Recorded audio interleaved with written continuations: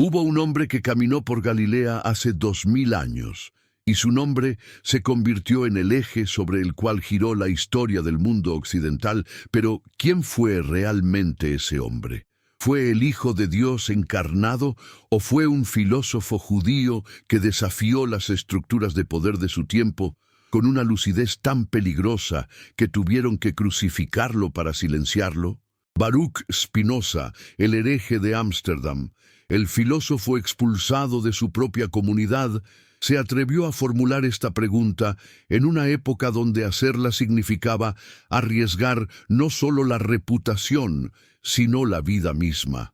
En los manuscritos que circularon clandestinamente después de su muerte, Spinoza escribió algo que la Iglesia jamás perdonó: que Jesús no fue un ser sobrenatural, sino un maestro de sabiduría cuyas enseñanzas fueron deliberadamente distorsionadas por aquellos que necesitaban construir un imperio religioso sobre los cimientos del miedo y la obediencia ciega. ¿Por qué esta idea resulta tan amenazante?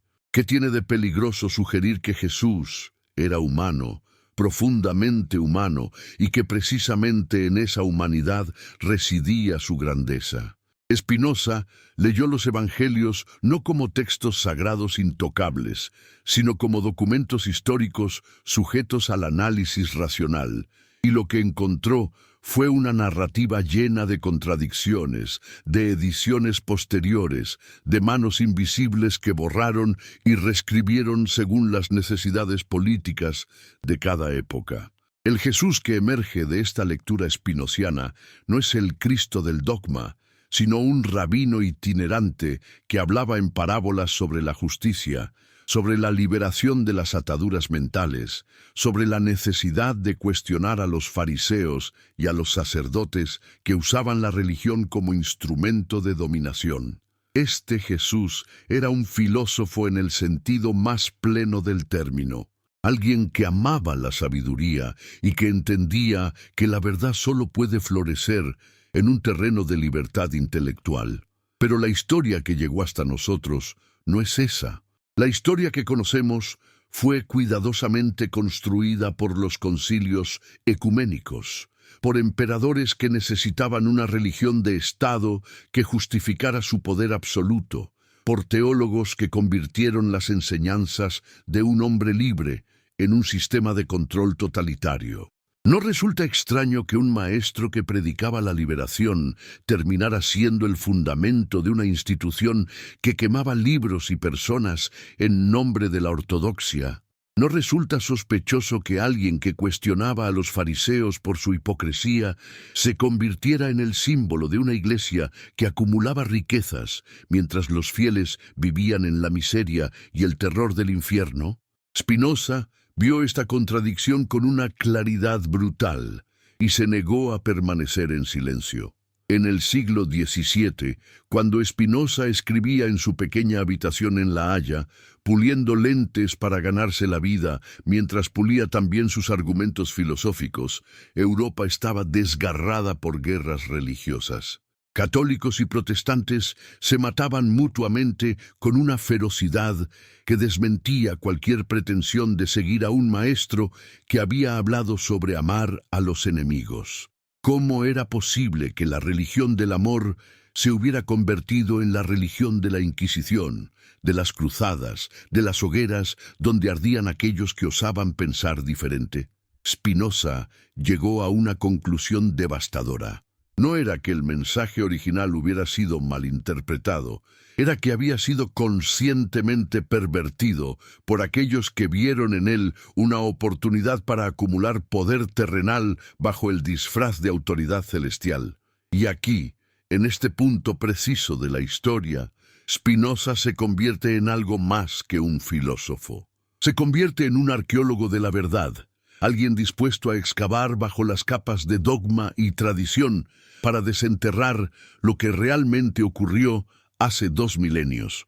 Lo que encontró fue sorprendente y perturbador a partes iguales.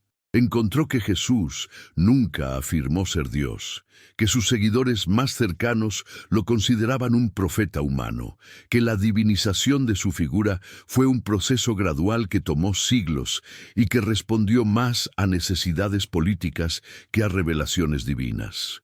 El Concilio de Nicea en el año 325, convocado por el emperador Constantino, fue el momento decisivo donde se votó, literalmente se votó, sobre si Jesús era de la misma sustancia que Dios Padre o si era una creación subordinada. ¿No resulta absurdo que la naturaleza de lo divino se decidiera por mayoría de votos entre obispos que representaban intereses políticos en conflicto? Spinoza entendió que la teología cristiana, tal como se desarrolló en los primeros siglos, fue fundamentalmente una construcción filosófica que tomó prestadas categorías del platonismo y del pensamiento griego para dar forma a algo que originalmente había sido mucho más simple y directo. Jesús no hablaba sobre sustancias metafísicas ni sobre la Trinidad, hablaba sobre cómo vivir con integridad, sobre cómo resistir a las estructuras de opresión, sobre cómo encontrar a Dios no en los templos, sino en la justicia y en la compasión hacia los más vulnerables. Este mensaje era demasiado peligroso para las élites religiosas de su tiempo, y sigue siendo peligroso hoy, porque si Jesús tenía razón, entonces todas las jerarquías eclesiásticas, todos los intermediarios entre Dios y los seres humanos, todas las instituciones que dicen hablar en nombre de lo divino, pierden su legitimidad de manera inmediata y total. ¿Te has preguntado alguna vez por qué la Iglesia estableció el dogma de la transubstanciación? La idea de que el pan y el vino se convierten literalmente en el cuerpo y la sangre de Cristo durante la misa.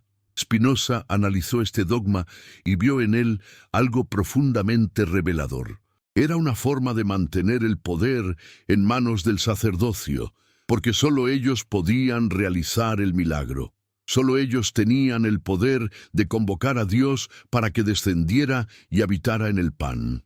Si este sacramento era solo simbólico, como sostenían algunos reformadores, entonces cualquiera podía recordar a Jesús sin necesidad de un intermediario consagrado. El control sobre lo sagrado se democratizaría, y eso era precisamente lo que las autoridades eclesiásticas no podían permitir. Y mientras piensas en estas ideas que Spinoza rescató de los márgenes del pensamiento prohibido, mientras sientes quizás la incomodidad de ver tambalear certezas que parecían eternas, te invito a que escribas en los comentarios desde qué país y ciudad nos miras en este momento, qué hora marca tu reloj mientras estas palabras atraviesan tu conciencia como un río que no puede ser detenido por Ning, un dique de dogma. Escribe también si alguien cercano a ti, un amigo, un familiar, alguien que aprecias, merecería escuchar estas reflexiones que cuestionan no para destruir, sino para liberar, y comparte este video con esa persona deseándole que las bendiciones fluyan hacia su familia como la verdad fluye cuando finalmente se le permite respirar después de siglos de asfixia. Spinoza sabía que estaba jugando con fuego. Sabía que sus palabras serían consideradas heréticas tanto por la sinagoga judía, que lo había excomulgado, como por las iglesias cristianas que dominaban Europa. Pero había algo en él, una integridad intelectual inquebrantable, que le impedía guardar silencio ante lo que consideraba una gran falsificación histórica. Para Spinoza, el verdadero Jesús había sido enterrado bajo montañas de interpretaciones teológicas que nada tenían que ver con el mensaje original.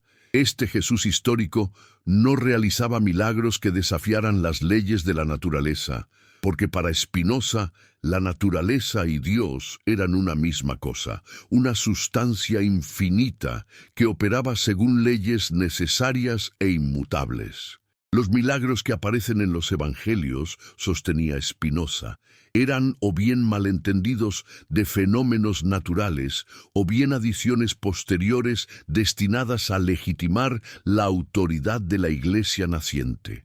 Pero, ¿qué significa decir que los milagros no ocurrieron tal como se relatan? ¿Significa esto que Jesús era menos extraordinario, menos significativo? Para Spinoza, ocurría exactamente lo contrario. Un Jesús que transformaba las conciencias sin recurrir a trucos sobrenaturales era infinitamente más admirable que un mago celestial que violaba las leyes del cosmos para impresionar a las multitudes. El verdadero milagro, sostenía Spinoza, era que un hombre mortal pudiera alcanzar tal nivel de comprensión sobre la naturaleza de la realidad y sobre la ética humana que sus enseñanzas siguieran resonando 2000 años después.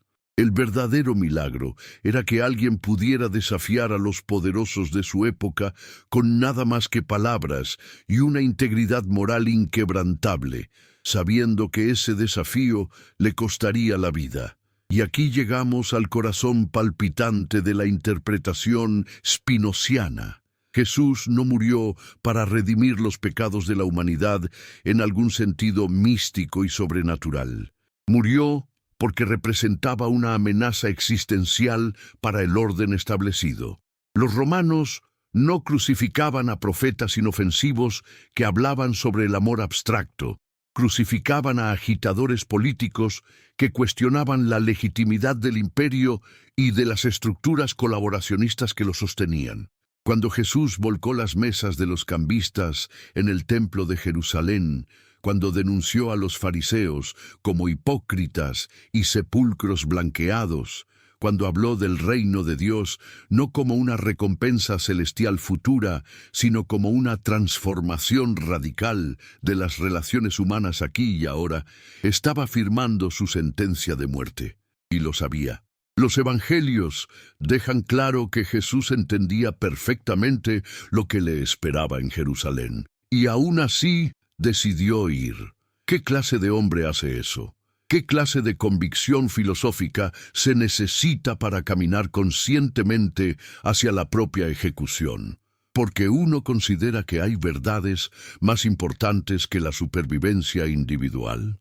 Spinoza, quien también enfrentó la persecución por sus ideas, quien vivió en relativo aislamiento social después de su excomunión, quien rechazó ofertas de posiciones académicas prestigiosas porque venían con la condición de no contradecir la doctrina oficial, entendía profundamente este tipo de compromiso radical con la verdad. Entendía que hay momentos en la historia donde permanecer en silencio equivale a traicionar todo aquello en lo que uno cree, donde la conformidad se convierte en complicidad con la injusticia. La iglesia primitiva, en los años inmediatamente posteriores a la crucifixión, era un movimiento heterogéneo y diverso. Había múltiples interpretaciones sobre quién había sido Jesús y qué significaban sus enseñanzas. Los ebionitas lo consideraban un profeta humano. Los gnósticos veían en él un revelador de conocimientos secretos sobre la naturaleza de la realidad. Otros grupos enfatizaban diferentes aspectos de su mensaje. Pero gradualmente, a medida que el cristianismo se expandía por el Imperio Romano y empezaba a interactuar con las élites del poder, ciertas interpretaciones fueron favorecidas y otras suprimidas. Los evangelios que conocemos, los 4 canónicos, fueron seleccionados de entre docenas de textos que circulaban en las primeras comunidades cristianas. Evangelios completos fueron declarados heréticos y destruidos. ¿Quién decidió qué textos eran auténticos y cuáles no? ¿Sobre qué criterios se basaron estas decisiones? Spinoza señalaba que los criterios no fueron teológicos, sino políticos. Se preservaron los textos que apoyaban la versión del cristianismo que resultaba útil para consolidar el poder institucional. Se destruyeron los textos que presentaban a Jesús de formas que no servían a estos propósitos. El Evangelio de Tomás, por ejemplo, que consiste principalmente en dichos de Jesús, sin narrativa de milagros ni pasión, fue excluido del canon. El Evangelio de María Magdalena, que otorgaba un papel prominente a una mujer en el círculo íntimo de Jesús, fue suprimido. ¿Por qué? Porque la iglesia que estaba emergiendo era patriarcal y jerárquica, y estos textos no apoyaban esa estructura. La verdad histórica fue sacrificada en el altar de la conveniencia institucional. Y cuando uno comienza a ver este patrón, cuando uno empieza a entender cómo la historia ha sido editada y reeditada para servir a intereses de poder, surge una pregunta inevitable. ¿Qué más nos han ocultado? ¿Qué otras verdades permanecen enterradas porque resultan inconvenientes para aquellos que controlan las narrativas oficiales? Spinoza no estaba motivado por un deseo de destruir la religión, como lo acusaron sus contemporáneos. Estaba motivado por un amor apasionado a la verdad y por una convicción profunda de que la auténtica espiritualidad solo puede florecer en un terreno de honestidad intelectual. Una fe construida sobre falsedades históricas no es fe verdadera, es superstición y autoengaño. El Jesús que Spinoza rescató de los textos no era un ser sobrenatural ajeno a las preocupaciones humanas. Era alguien profundamente comprometido con la justicia social, alguien que veía a través de las hipocresías de los líderes religiosos de su tiempo, alguien que entendía que la verdadera religión no consistía en rituales externos ni en credos abstractos, sino en actos concretos de compasión y en una búsqueda honesta de la verdad. Este Jesús no prometía recompensas celestiales a cambio de obediencia ciega. Prometía libertad espiritual a través del conocimiento y de la transformación interior. No enseñaba a temer a un Dios vengativo que castigaba eternamente a quienes no creían en las doctrinas correctas.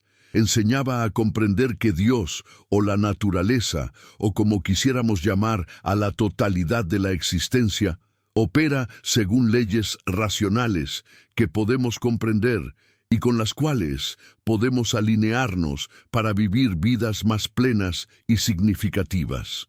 ¿Por qué esta visión resulta tan amenazante para las instituciones religiosas establecidas? Porque si Jesús no era Dios, sino un sabio humano, entonces la Iglesia pierde su monopolio sobre lo sagrado. Si las enseñanzas de Jesús eran sobre liberación y no sobre obediencia, entonces todos los sistemas de control que se han construido en su nombre quedan expuestos como perversiones de su mensaje original. Si la salvación no depende de pertenecer a la institución correcta y profesar los dogmas correctos, entonces las iglesias pierden su poder de chantaje emocional sobre los fieles. Y si esto es cierto, si Spinoza tenía razón al sugerir que hemos estado adorando una versión distorsionada de un hombre que habría rechazado con horror la institución que se construyó sobre su memoria, entonces, ¿qué hacemos con esta información? ¿Podemos simplemente ignorarla y volver a nuestras certezas cómodas? ¿O tenemos la obligación moral de enfrentar estas verdades incómodas y preguntarnos qué significan para nuestras propias vidas y creencias? La excomunión de Spinoza de la comunidad judía de Ámsterdam en 1656 fue uno de los actos de Herem más severos en la historia judía. El decreto que lo expulsaba contenía lenguaje de una violencia extraordinaria, maldiciéndolo de día y de noche, cuando estuviera acostado y cuando estuviera despierto, cuando entrara y cuando saliera. Se prohibió a cualquier judío comunicarse con él, leer sus escritos, permanecer bajo el mismo techo que él o acercarse a menos de 4 codos de distancia. ¿Qué había hecho Spinoza para merecer tal condena? Había cuestionado, había pensado, había aplicado las herramientas de la razón crítica a textos que se suponían intocables. Y lo más imperdonable de todo, había sugerido que Moisés no escribió el Pentateuco, que la Biblia era un documento humano sujeto a errores y contradicciones, que las leyes ceremoniales del judaísmo no eran mandatos divinos eternos, sino disposiciones temporales apropiadas para una época histórica específica, pero no necesariamente vinculantes para siempre. Esta misma metodología crítica, Spinoza la aplicaría más tarde al Nuevo Testamento, con resultados igualmente explosivos. Si los textos sagrados del judaísmo eran documentos humanos, entonces los textos sagrados del cristianismo también lo eran. Si las narrativas del Antiguo Testamento contenían mitos, leyendas y exageraciones, entonces las narrativas de los evangelios también podían contenerlas. Esto no significaba que estos textos carecieran de valor. Significaba que su valor no residía en su carácter sobrenatural, sino en su capacidad para transmitir sabiduría moral y para documentar las luchas espirituales de pueblos que buscaban dar sentido a su existencia en un universo frecuentemente hostil e incomprensible. Para Spinoza, la verdadera revelación no ocurría a través de voces celestiales ni de apariciones milagrosas. Ocurría a través del uso correcto de la razón y del estudio cuidadoso de la naturaleza. Dios no se revelaba mediante la violación de las leyes naturales, sino mediante esas leyes mismas, en la elegancia matemática del cosmos, en la inteligibilidad del universo para la mente humana. Jesús, en esta interpretación spinociana, no era portador de una revelación sobrenatural, sino un maestro excepcional que había alcanzado un nivel de comprensión filosófica profunda sobre la naturaleza de Dios, la ética y la condición humana, y que había intentado compartir esta comprensión con aquellos dispuestos a escuchar. Su error, si se puede llamar así, fue subestimar el grado en que las estructuras de poder resistirían su mensaje liberador, porque esa es la cuestión central que emerge cuando uno realmente digiere la interpretación spinociana. El mensaje original de Jesús era incompatible con cualquier estructura de dominación institucionalizada. Era un mensaje que ubicaba la autoridad espiritual dentro de cada individuo, que demolía las jerarquías entre lo sagrado y lo profano, entre el sacerdote y el laico, entre el elegido y el condenado. Era un mensaje tan radicalmente igualitario y liberador que solo podía ser neutralizado mediante su transformación en lo opuesto, en un sistema de creencias autoritario que exigía sumisión a doctrinas incomprensibles bajo amenaza de castigo eterno. La crucifixión de Jesús fue seguida por la crucifixión de su mensaje, clavado en el madero del dogma y dejado allí para que sirviera como advertencia a cualquiera que osara pensar por sí mismo. ¿Pero puede la verdad ser enterrada para siempre? ¿Pueden las estructuras de poder basadas en falsedades sostenerse indefinidamente? La historia sugiere que no. Eventualmente, alguien excava, alguien pregunta, alguien se atreve a señalar que el emperador está desnudo. Spinoza fue uno de esos excavadores, pero no el primero ni el último.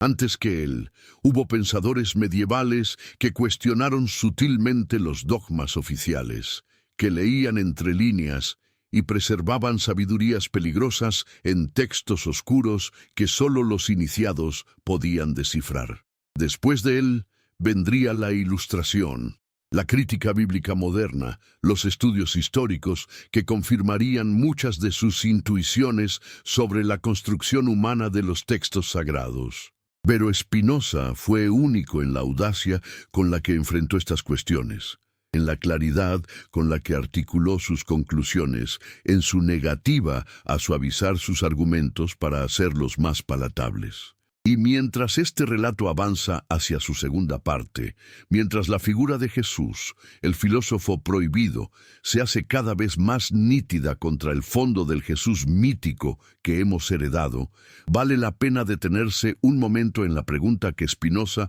consideraba fundamental. ¿Para qué sirve la religión? Si no sirve para establecer la verdad, porque la verdad se establece mediante la razón y la evidencia, entonces, ¿cuál es su función? La respuesta de Spinoza era tan simple como radical. La religión verdadera sirve para promover la justicia y la caridad entre los seres humanos.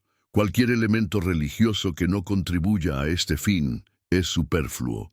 Cualquier doctrina que promueva el odio, la intolerancia, la guerra o la dominación de unos sobre otros, no importa cuán sagrada se presente, es falsa religión y debe ser rechazada. Jesús, el filósofo prohibido, entendió esto perfectamente.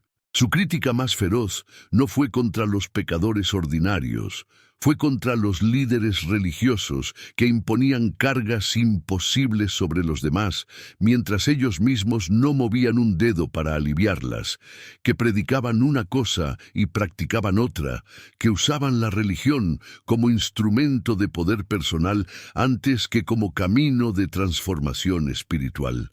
Esta crítica resonó entonces y resuena ahora, porque las estructuras que Jesús denunció no desaparecieron con su muerte, simplemente cambiaron de forma y se perpetuaron en nuevas instituciones que repitieron los mismos patrones de hipocresía y abuso.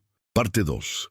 La tensión entre fe y razón ha definido la historia intelectual de Occidente durante 2 milenios, y en ningún lugar se manifiesta esta tensión de manera más aguda que en la figura de Jesús de Nazaret. Para los creyentes, fe significa aceptar lo que supera la comprensión humana, rendir la mente ante misterios que no pueden ser resueltos mediante la lógica ordinaria.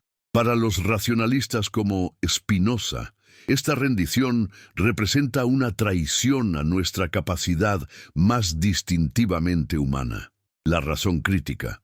Pero, ¿qué ocurre cuando aplicamos la razón a los fundamentos mismos de la fe cristiana? ¿Qué sucede cuando examinamos con ojo crítico las narrativas que se nos han presentado como verdades absolutas e incuestionables?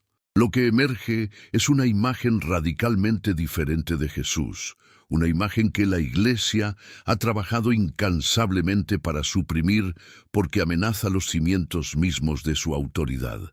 Spinoza entendía que la fe auténtica no puede temer al escrutinio racional. Si algo es verdadero, entonces debe poder resistir el examen más riguroso.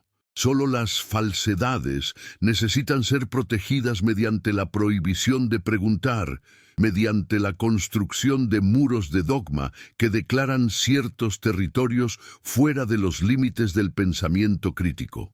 ¿Por qué la Iglesia teme más a las dudas que a las herejías? Porque las herejías, las doctrinas alternativas, pueden ser combatidas con otras doctrinas. Pero las dudas, las preguntas genuinas que surgen cuando alguien realmente piensa sobre las inconsistencias y contradicciones en las narrativas oficiales, esas no pueden ser refutadas fácilmente.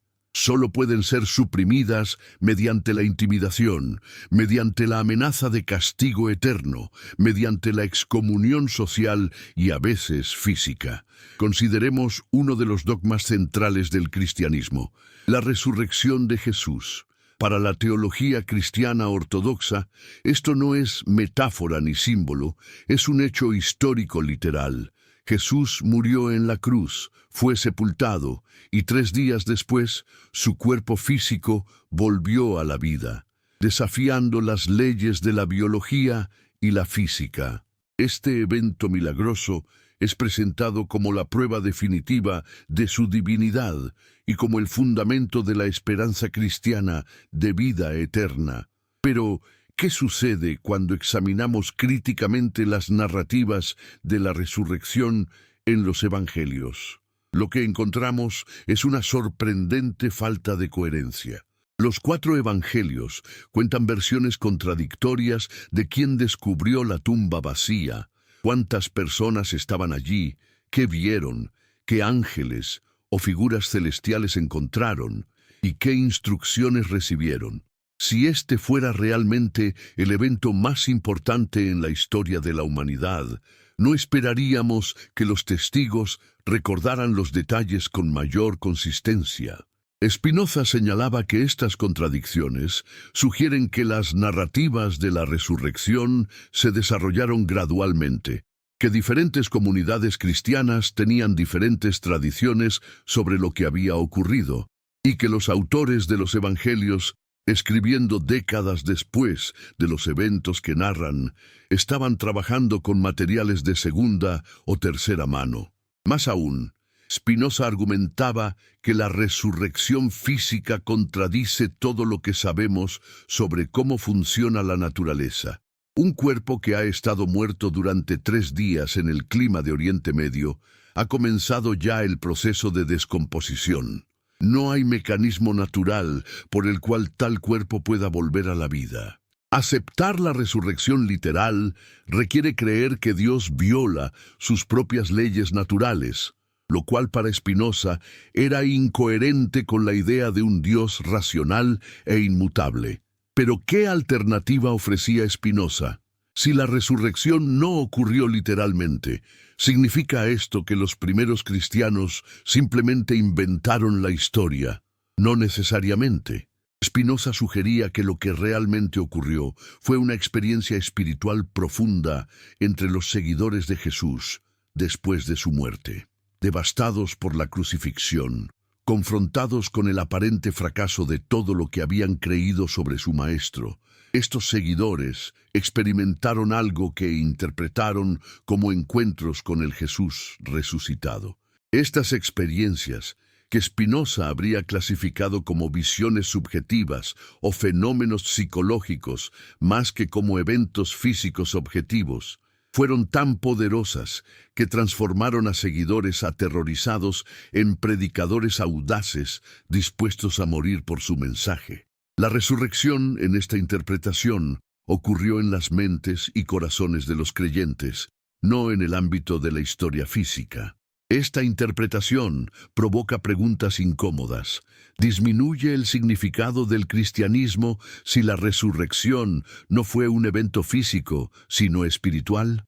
¿Puede una religión construida sobre una interpretación literal de la resurrección sobrevivir si esa literalidad es cuestionada? Para Spinoza, estas eran precisamente las preguntas correctas que hacer, porque exponían el grado en que el cristianismo institucional había apostado todo a afirmaciones históricas específicas en lugar de a principios éticos atemporales. Si el valor del mensaje de Jesús depende de que su cuerpo resucitara físicamente, entonces ese mensaje es inherentemente frágil, sujeto a desmoronarse tan pronto como alguien cuestione la evidencia histórica. Pero si el valor del mensaje reside en su sabiduría moral, en su llamado a la justicia y la compasión, entonces ese mensaje puede sobrevivir independientemente de lo que ocurriera exactamente con el cuerpo de Jesús hace 2000 años. La figura de Spinoza mismo emerge aquí como crucial para entender esta tensión entre fe y razón. Expulsado de la comunidad judía, rechazado por las iglesias cristianas, Spinoza vivió en una especie de limbo espiritual, perteneciendo a ninguna tradición religiosa organizada, pero profundamente comprometido con cuestiones de significado último y con la búsqueda de lo que él llamaba el bien verdadero. Sus contemporáneos lo consideraban un ateo, un destructor de la religión, pero esta caracterización era fundamentalmente errónea. Spinoza no era ateo, era panteísta, identificando a Dios con la totalidad de la naturaleza. Su Dios no era una persona sobrenatural que intervenía caprichosamente en los asuntos humanos. Era la sustancia infinita de la cual todo lo existente era una modificación. Este Dios no demandaba adoración ni castigaba a los incrédulos, simplemente era inmutable y eterno, accesible mediante la razón y la contemplación filosófica. ¿Cómo habría respondido Jesús a la filosofía de Spinoza? Esta es una pregunta fascinante, porque toca el corazón de quién era realmente Jesús detrás de las capas de interpretación teológica. Si Jesús era, como Spinoza sugería, un filósofo más que un ser divino, entonces habría apreciado el compromiso spinociano con la verdad y la integridad intelectual. Habría reconocido en Spinoza a alguien dispuesto a pagar el precio del pensamiento independiente, a enfrentar el ostracismo social antes que traicionar sus convicciones. Ambos hombres compartían un profundo escepticismo hacia las autoridades religiosas de sus respectivas épocas. Ambos vieron a través de las hipocresías de instituciones que profesaban servir a Dios mientras servían principalmente a sí mismas. Ambos pagaron un precio terrible por su honestidad. Pero hay una diferencia crucial. Jesús operaba dentro de un marco teísta tradicional. Hablaba de Dios como Padre, invocaba las escrituras hebreas como autoridad, participaba en las prácticas religiosas de su tiempo incluso mientras las criticaba. Spinoza había roto completamente con este marco, había salido de los límites del teísmo tradicional hacia un territorio conceptual radicalmente nuevo. ¿Significa esto que Spinoza había ido más allá de Jesús, que había completado la revolución intelectual que Jesús había comenzado? ¿O significa que Spinoza había perdido algo esencial que Jesús todavía poseía, algún elemento de piedad o devoción que la razón pura no puede capturar? Estas preguntas no tienen respuestas fáciles y quizás esa sea precisamente su valor. Nos obligan a pensar, a cuestionar, a no aceptar nada simplemente porque así nos lo han dicho.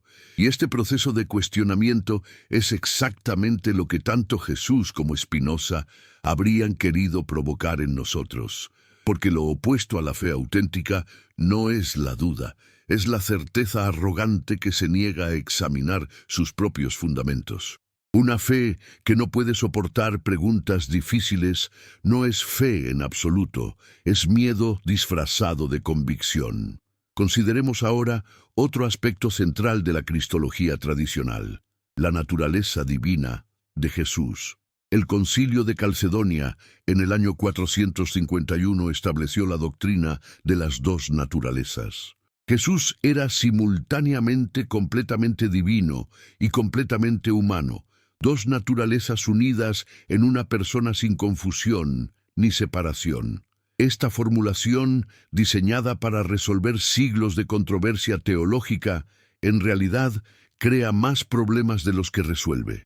¿Cómo puede algo ser completamente dos cosas que son lógicamente incompatibles? Lo divino es por definición infinito, eterno, inmutable.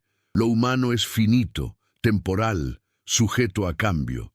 ¿Cómo puede una persona ser ambas cosas simultáneamente sin contradicción lógica? Spinoza veía en esta doctrina un ejemplo perfecto de lo que ocurre cuando la teología intenta hacer afirmaciones que desafían la razón básica. En lugar de admitir que sus categorías conceptuales son inadecuadas, la teología declara la contradicción un misterio y exige que sea aceptado mediante la fe. Pero ¿qué clase de fe es esta que requiere que desactivemos nuestra capacidad de pensar críticamente? ¿No es esta precisamente la clase de sumisión intelectual que prepara el terreno para todo tipo de manipulación y abuso?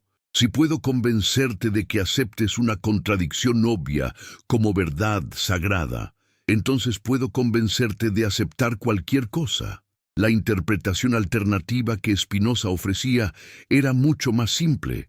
Jesús era humano, completamente humano, pero un ser humano excepcional que había alcanzado un nivel extraordinario de comprensión filosófica y perfección ética. Su divinización fue un proceso gradual impulsado por sus seguidores que, incapaces de procesar la profundidad de su impacto en términos puramente humanos, recurrieron al lenguaje de lo sobrenatural para expresar su significado. Esto no convierte la devoción a Jesús en algo falso o sin valor, pero la recontextualiza, la ubica dentro del ámbito de lo humanamente posible más que de lo milagrosamente excepcional. ¿Y qué hay de los milagros? Los evangelios están llenos de narrativas de Jesús curando enfermos, expulsando demonios, calmando tormentas, multiplicando panes y peces, caminando sobre el agua, resucitando a los muertos. Para la fe tradicional, estos milagros son pruebas de la divinidad de Jesús. Para Spinoza, eran problemas que necesitaban explicación naturalista o reconocimiento como adiciones legendarias. Spinoza no negaba que Jesús pudiera haber sido un curandero efectivo. Muchas culturas han tenido figuras carismáticas con habilidades terapéuticas que no comprendemos completamente. Pero curar mediante técnicas psicosomáticas es diferente de violar las leyes de la física. Los milagros más espectaculares de los evangelios, Spinoza sugería, eran embellecimientos agregados para competir con las narrativas milagrosas de otras figuras religiosas en el mundo helenístico. Si los dioses griegos y los emperadores romanos realizaban milagros, entonces Jesús también tenía que realizarlos, y mejores, para que su mensaje fuera tomado en serio. Esta explicación puede parecer reductiva, puede parecer que despoja al cristianismo de su maravilla y magia. Pero Spinoza argumentaría que la verdadera maravilla no reside en la violación de las leyes naturales, sino en las leyes mismas, en el hecho de que existe un universo ordenado e inteligible, en que la materia inconsciente dio origen a través de procesos naturales a criaturas conscientes capaces de reflexionar sobre su propia existencia, en que un maestro judío del primer siglo pudo articular verdad, éticas que siguen resonando 20 siglos después. Estos son los verdaderos milagros, aunque no desafíen la física, y aquí debemos confrontar una de las resistencias más profundas a la interpretación spinoziana: el miedo a que si despojamos al cristianismo de sus elementos sobrenaturales, no quedará nada, que toda la estructura se derrumbará. Este miedo es comprensible, pero según Spinoza, infundado. Lo que quedaría sería algo potencialmente más valioso que lo que se perdió. Una ética basada en la razón y la comprensión, en lugar de en el miedo al castigo divino. Una espiritualidad accesible a cualquiera con la capacidad de pensar y sentir, en lugar de reservada para aquellos que profesan las creencias correctas. Una comunidad construida sobre valores compartidos, en lugar de sobre dogmas compartidos. ¿No sería esto más cercano a lo que Jesús realmente enseñaba cuando hablaba sobre el reino de Dios siendo encontrado dentro de nosotros, sobre la importancia del amor y la compasión por encima de los rituales externos, sobre juzgar el árbol por sus frutos más que por las doctrinas que profesa? La herejía de Spinoza y la herejía de cualquiera que lo sigue en este camino de pensamiento crítico es insistir en que la religión debe ser juzgada por sus efectos en el mundo, no por sus afirmaciones sobre el otro mundo. Una religión que promueve intolerancia, violencia, opresión de las mujeres, persecución de minorías, rechazo de la ciencia, todo en nombre de la fidelidad a verdades reveladas, es una mala religión, sin importar cuán antiguas sean sus tradiciones o cuán numerosos sus adherentes. Una religión que promueve justicia, compasión, pensamiento crítico, respeto por la dignidad humana, es una buena religión sin importar cuán poco ortodoxa sea su teología. Este es el criterio ético que Spinoza aplicaba, y es el mismo criterio que él creía que Jesús habría aplicado. Porque al final, lo que Spinoza estaba argumentando es que hemos invertido la relación correcta entre ética y teología. La teología tradicional sostiene que primero debemos creer las doctrinas correctas sobre Dios y Cristo, y entonces sabremos cómo vivir éticamente. Spinoza invertía esto. Primero debemos usar nuestra razón para determinar qué es éticamente correcto, y entonces podemos evaluar las doctrinas teológicas basándonos en si promueven o inhiben el comportamiento ético. En esta inversión reside una transformación revolucionaria que todavía no hemos completado, que quizás nunca completemos completamente, pero hacia la cual cada acto de pensamiento crítico honesto nos mueve un poco más cerca. La lucidez de Spinoza residía en su capacidad para ver a través de las capas de distorsión histórica y recuperar algo del mensaje original de figuras como Jesús. No era que Spinoza tuviera acceso a información secreta que otros carecían, era que estaba dispuesto a aplicar las herramientas de la crítica racional sin las restricciones del prejuicio religioso. Leía los textos bíblicos como leería cualquier otro texto histórico, buscando inconsistencias, evidencia de múltiples autores y editores, signos de agendas políticas y teológicas. Y lo que encontró fue una historia mucho más compleja y humana que la narrativa simple de revelación divina que las iglesias presentaban. Esta complejidad no disminuye el valor de los textos bíblicos, argumentaba Spinoza. De hecho, lo aumenta. Un texto puramente divino sería perfecto, sin contradicción ni error, y por lo tanto, menos interesante humanamente. Un texto que lleva las marcas de sus autores humanos, que refleja las luchas y preocupaciones de comunidades específicas en momentos históricos específicos, que contiene voces múltiples y a veces contradictorias. Este es un texto que puede enseñarnos algo real sobre la condición humana, sobre nuestras búsquedas de significado y nuestros intentos de dar sentido a un universo que frecuentemente es indiferente a nuestras esperanzas y temores. ¿Y qué hay del Jesús histórico que emerge de este análisis crítico? Es una figura más humilde que el Cristo del dogma, pero también más admirable. Es alguien que no tenía todas las respuestas, que luchaba con las mismas preguntas que todos enfrentamos sobre la justicia, el sufrimiento, la naturaleza de Dios, el significado de la muerte.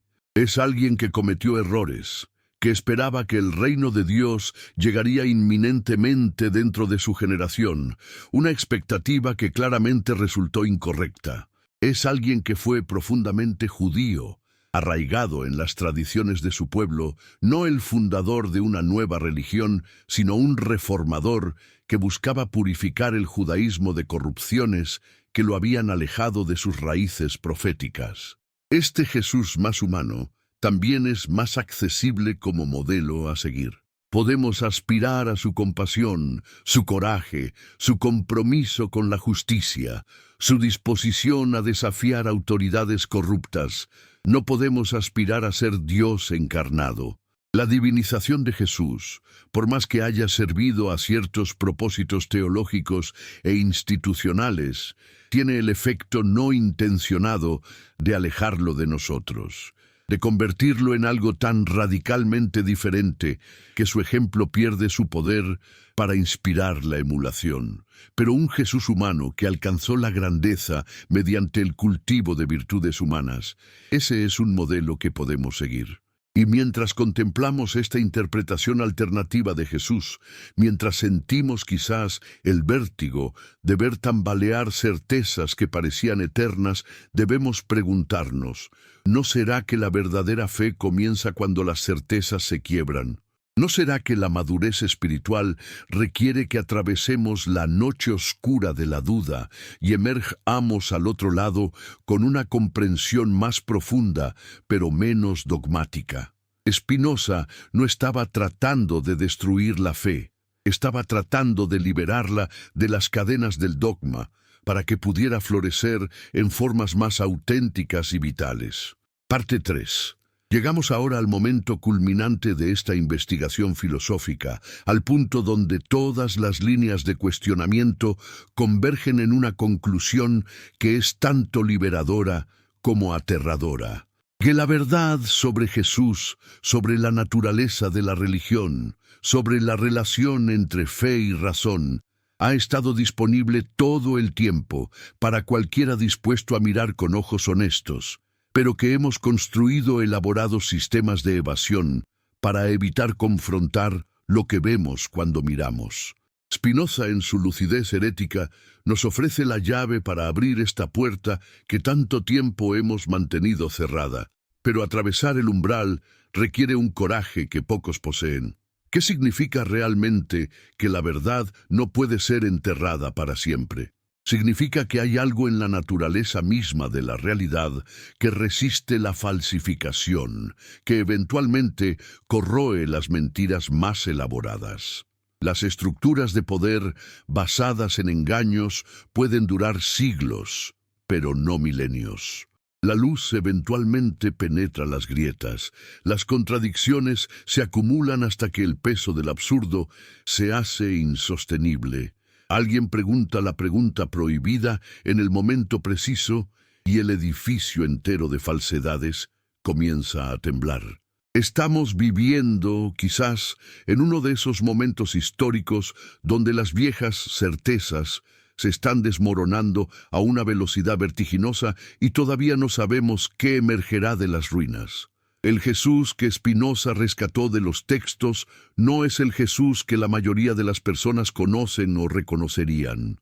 Es una figura profundamente subversiva, alguien cuyo mensaje original era tan amenazante para las estructuras de poder que tuvo que ser neutralizado mediante su transformación en lo opuesto, en un símbolo de autoridad jerárquica, en una justificación para imperios, en una excusa para cruzadas y conquistadores. Pero ¿puede un mensaje ser enterrado completamente? ¿Pueden las palabras auténticas de un maestro ser borradas por completo, incluso cuando han sido sepultadas bajo montañas de interpretación distorsionada? Spinoza creía que no, que siempre quedan rastros, ecos, fragmentos que el lector atento puede reconocer y reconstruir. Cuando Jesús decía que había venido a traer no paz, sino espada, que había venido a enfrentar al hijo contra el padre y a la hija contra la madre, no estaba predicando violencia familiar. Estaba advirtiendo que su mensaje dividiría inevitablemente a aquellos que se atrevieran a pensar críticamente de aquellos que permanecieran en la conformidad cómoda. Estaba prediciendo su propia crucifixión y la persecución de sus seguidores, pero también estaba articulando una verdad más profunda, que la búsqueda de la verdad siempre genera conflicto porque amenaza los intereses de aquellos que se benefician de la ignorancia colectiva. Spinoza vivió esta verdad en carne propia, y cada pensador honesto desde entonces ha tenido que navegar el mismo dilema. ¿Hasta dónde puedes empujar contra las ortodoxias establecidas sin destruir tu propia vida? La respuesta de Spinoza fue audaz, pero calculada. Publicó su Tratado Teológico Político de forma anónima, aunque eventualmente su autoría se hizo conocida. Mantuvo algunos de sus escritos más radicales, como su Ética, lejos de la publicación hasta después de su muerte. Se abstuvo de atacar directamente al cristianismo con la misma ferocidad con la que había criticado al judaísmo, quizás porque entendía que había límites a lo que incluso la relativamente tolerante República Holandesa permitiría. Pero dentro de estos límites pragmáticos, fue absolutamente sin compromiso en su compromiso con la verdad, tal como él la veía. No suavizó sus argumentos para hacerlos más aceptables, no buscó aprobación de las autoridades, no se retractó cuando fue atacado. Esta integridad intelectual tiene un precio, y Spinoza lo pagó. Murió relativamente joven, a los 44 años, probablemente de tuberculosis agravada por años de inhalar polvo de vidrio mientras pulía lentes.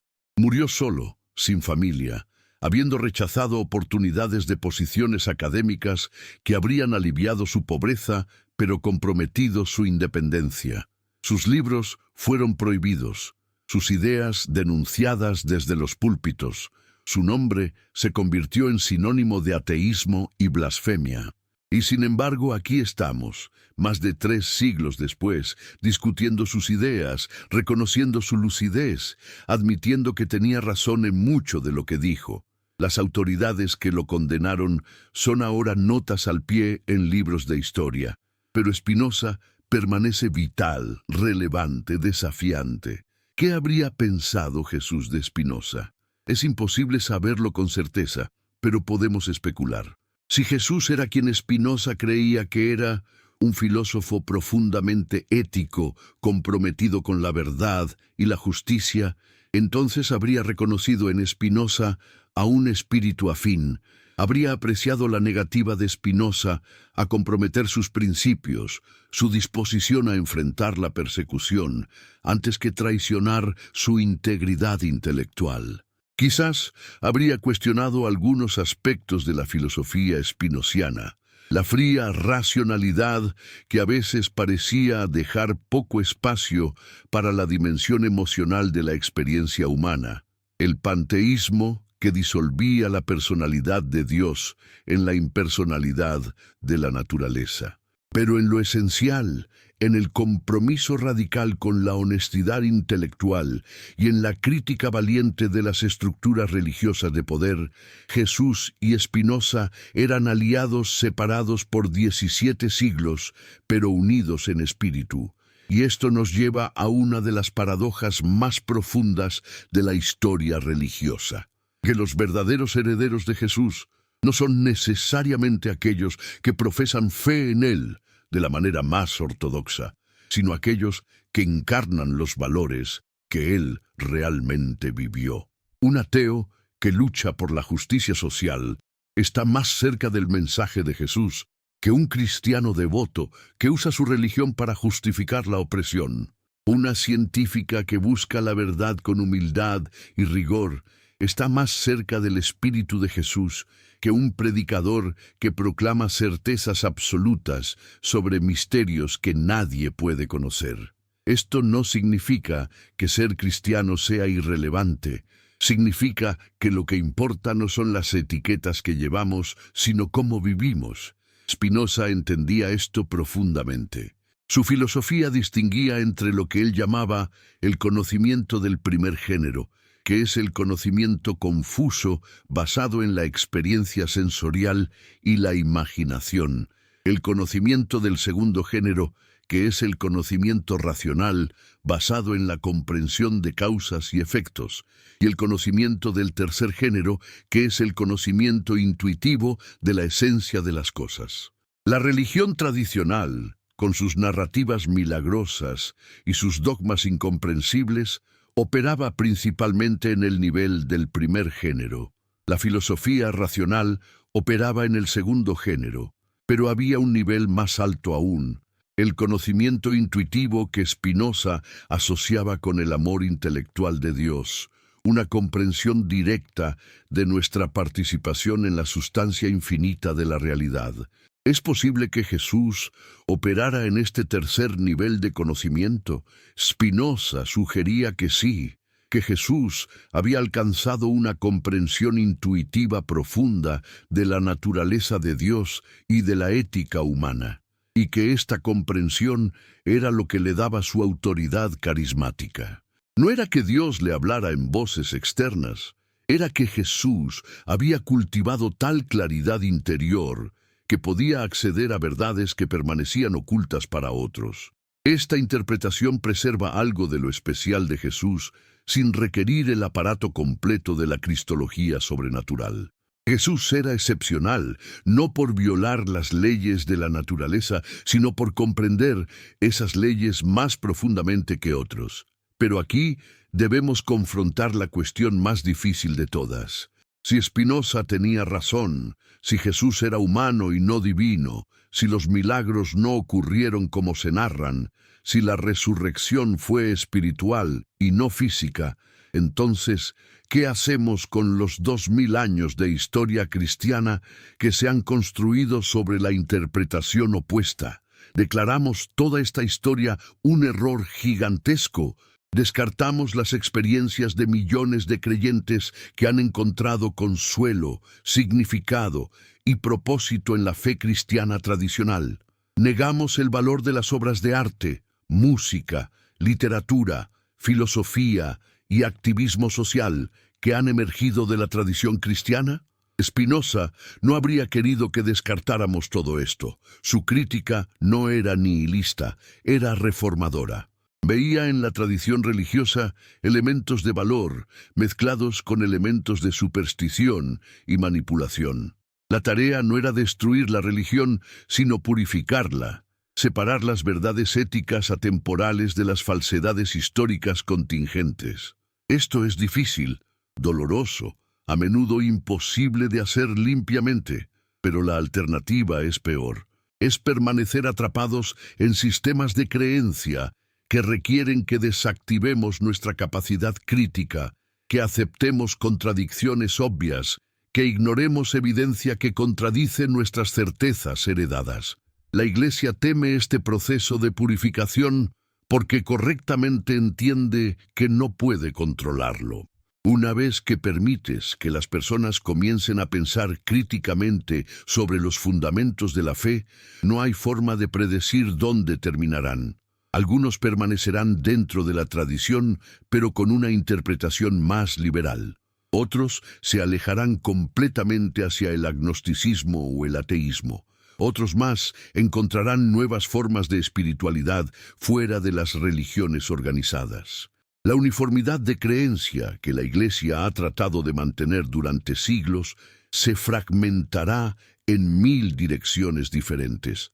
Y esto es exactamente lo que está ocurriendo en el mundo contemporáneo, donde las instituciones religiosas tradicionales están perdiendo su autoridad a una velocidad sin precedentes. ¿Es esta fragmentación algo que lamentar o algo que celebrar? Desde la perspectiva spinociana, es ambas cosas. Es lamentable en la medida en que deja a muchas personas sin anclas espirituales, sin comunidades de significado, sin narrativas que den coherencia a sus vidas. Pero es celebrable en la medida en que libera a las personas de sistemas de control autoritarios que han causado parte 2, continuación.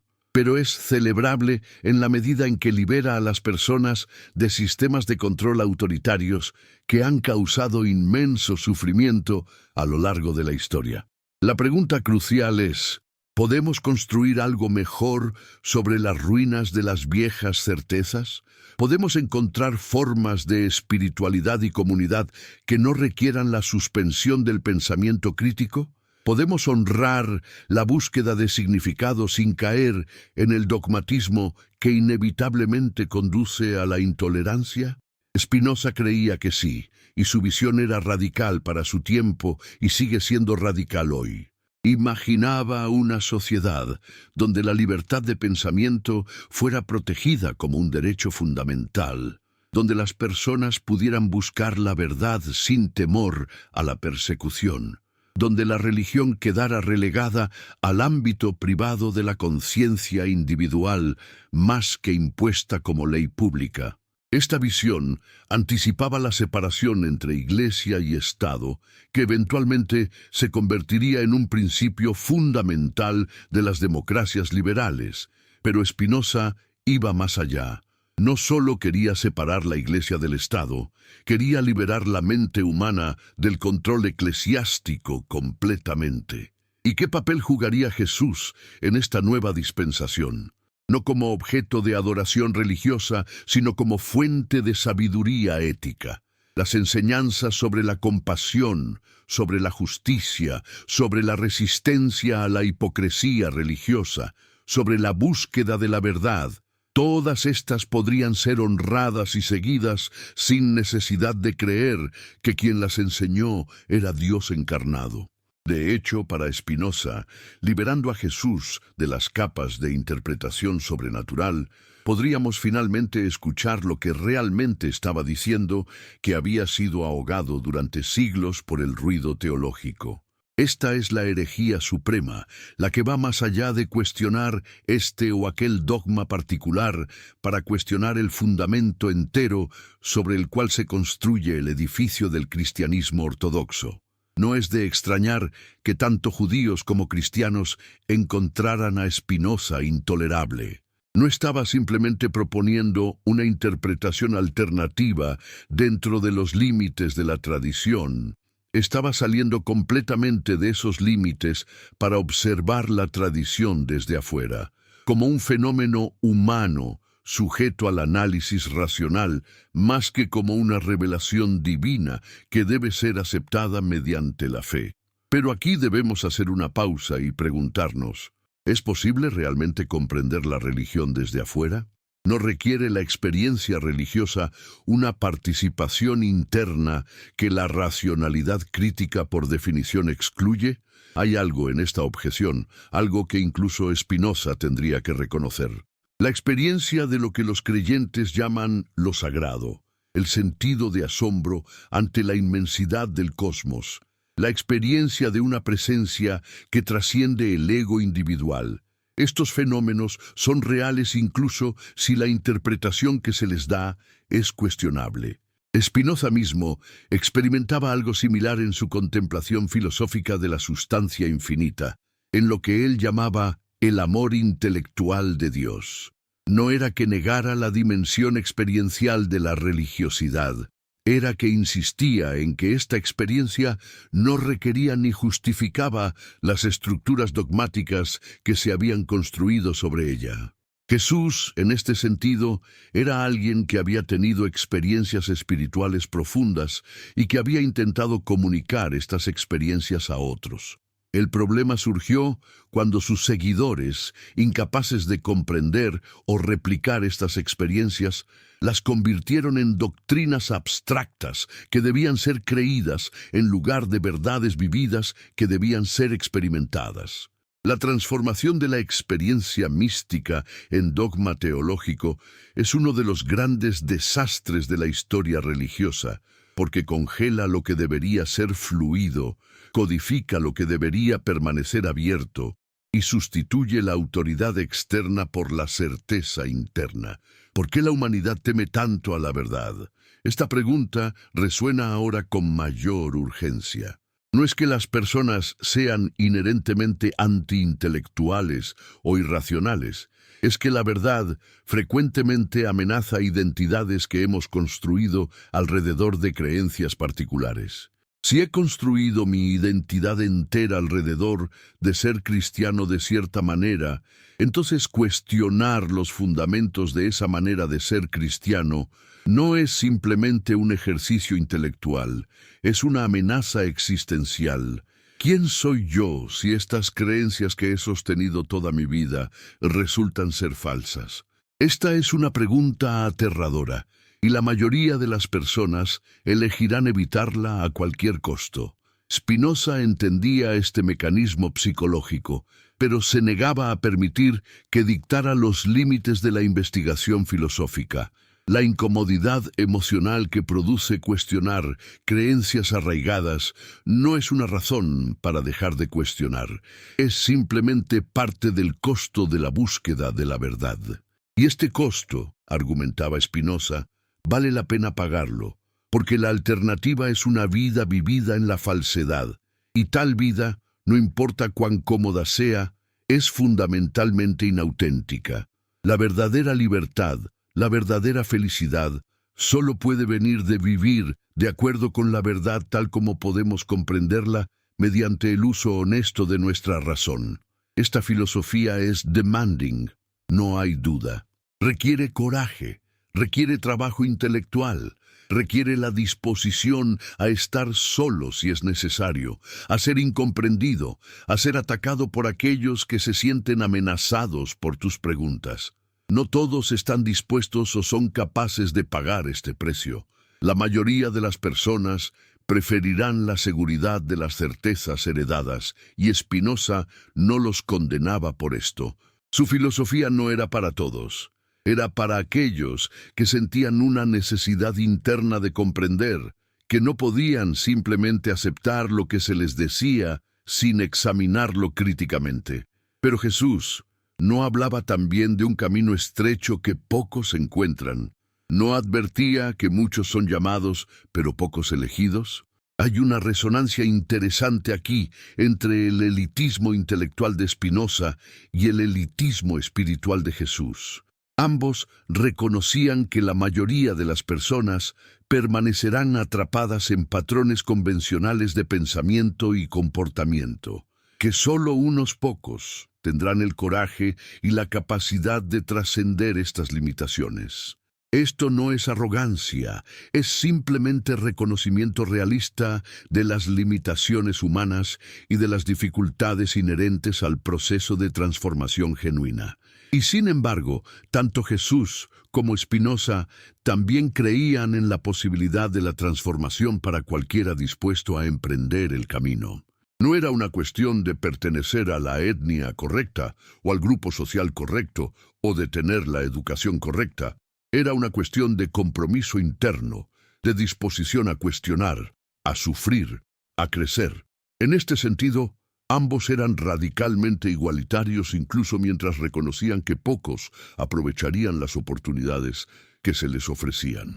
La crucifixión de Jesús puede ser vista desde esta perspectiva spinoziana no como un sacrificio expiatorio que satisface la justicia divina, sino como el resultado inevitable de lo que ocurre cuando alguien desafía las estructuras de poder dominantes con suficiente efectividad. Los romanos no crucificaban personas al azar, crucificaban a aquellos que representaban amenazas al orden establecido. Jesús fue crucificado porque su mensaje era peligroso, porque estaba atrayendo seguidores, porque representaba la posibilidad de un movimiento que podría desestabilizar la colaboración entre las autoridades romanas y las élites religiosas judías que mantenían Judea bajo control. Esta interpretación histórica de la crucifixión es menos reconfortante que la interpretación teológica tradicional. No ofrece la promesa de que tu sufrimiento tiene significado cósmico, que Dios se preocupa tanto por ti que envió a su Hijo a morir por tus pecados. Pero ofrece algo diferente, la comprensión de que el sufrimiento de personas inocentes a manos de estructuras de poder injustas es un problema político que requiere soluciones políticas, no un misterio teológico que requiere aceptación resignada. Jesús no murió para que puedas ir al cielo. Murió porque desafió a los poderosos de su tiempo y ellos lo mataron para proteger sus intereses. Esta verdad es más cruda pero también más útil porque nos llama a luchar contra la injusticia más que a someternos a ella.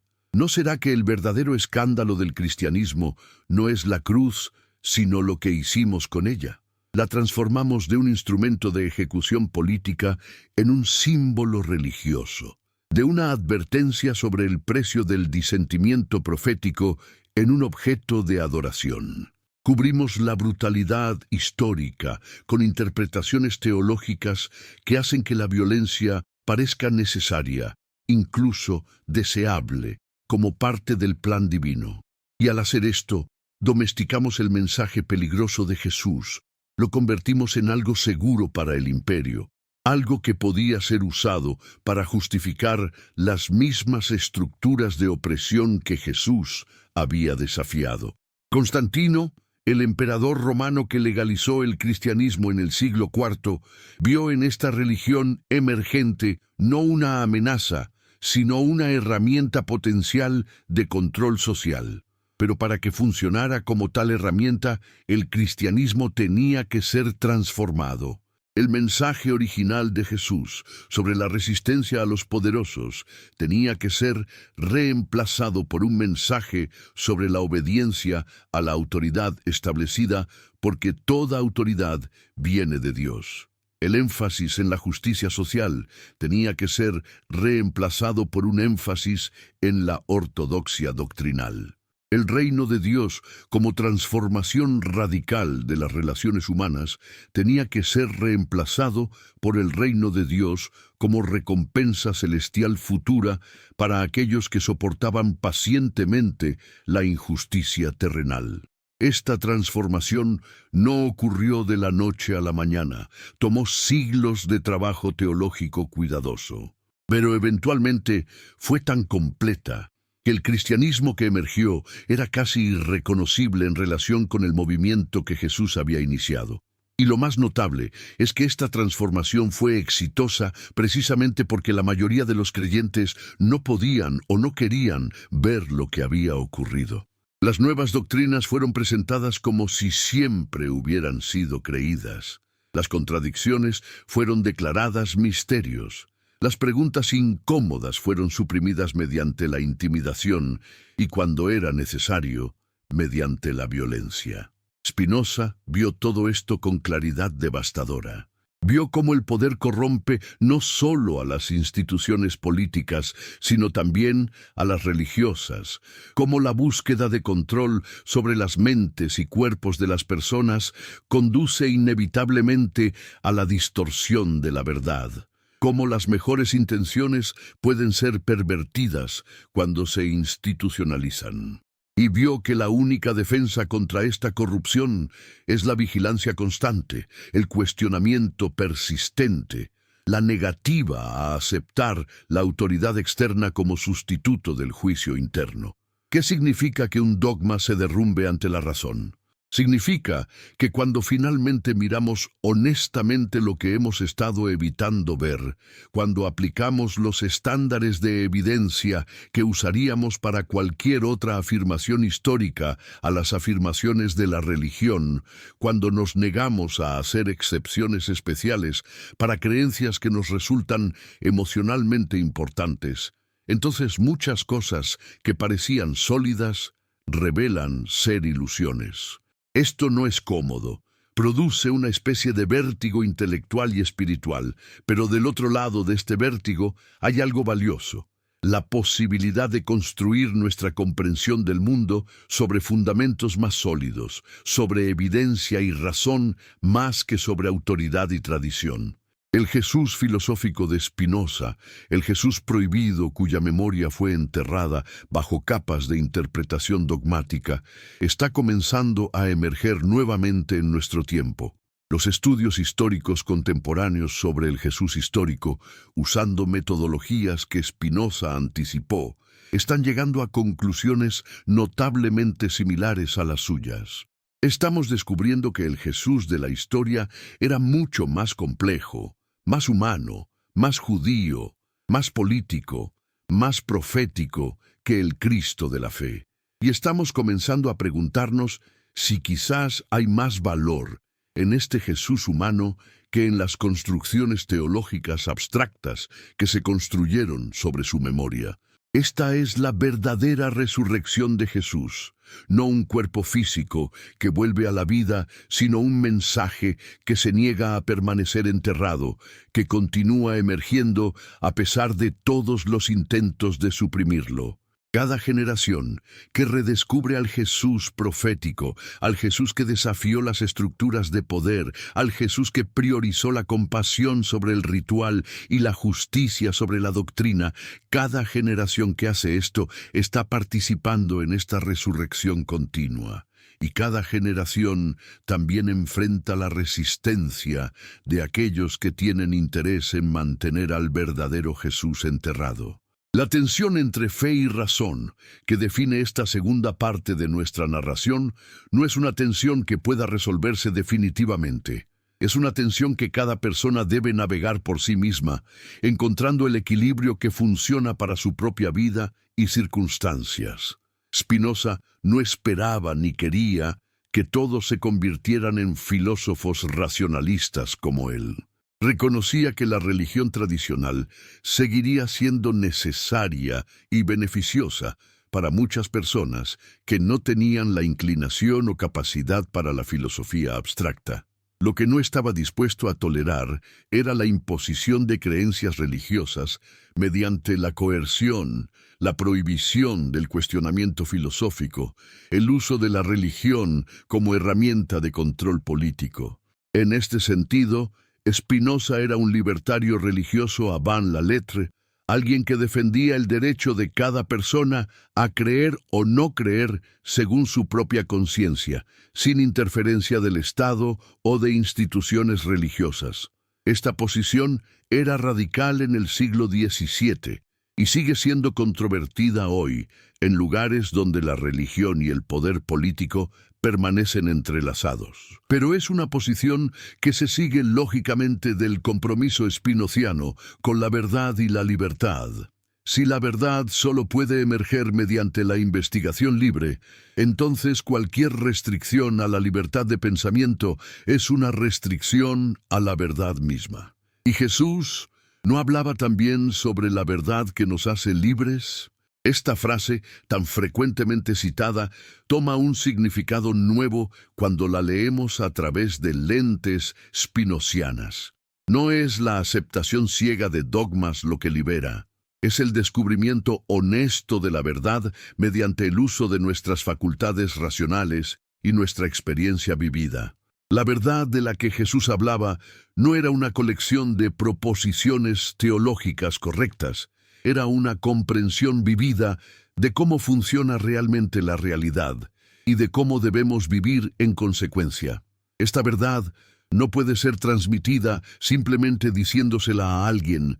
Debe ser descubierta mediante el trabajo interno de cuestionamiento y reflexión. Por eso, Jesús enseñaba en parábolas más que en proposiciones directas, porque las parábolas invitan a la interpretación, provocan el pensamiento, requieren que el oyente participe activamente en la creación de significado. Una parábola es lo opuesto a un dogma. Donde el dogma exige aceptación pasiva, la parábola invita a la exploración activa.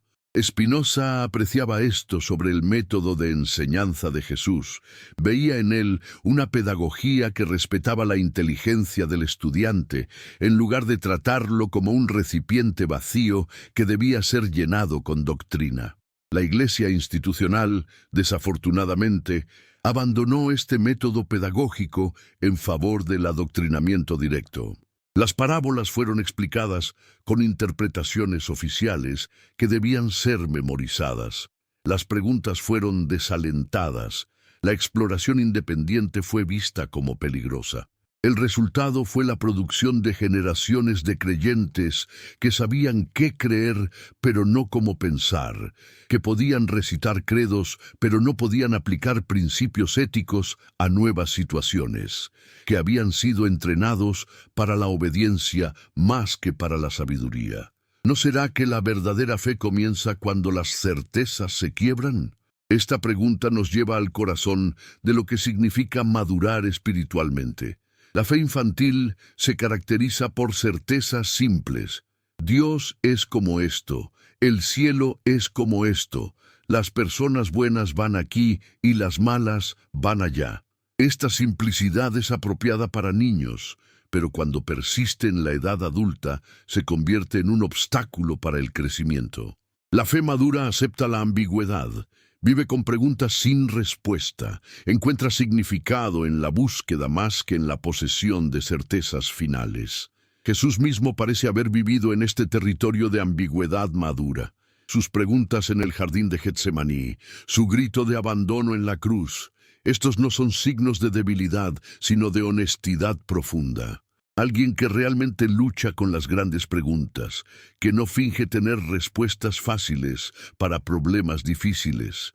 Alguien así es infinitamente más creíble que los predicadores que proclaman certezas absolutas sobre misterios que nadie puede conocer.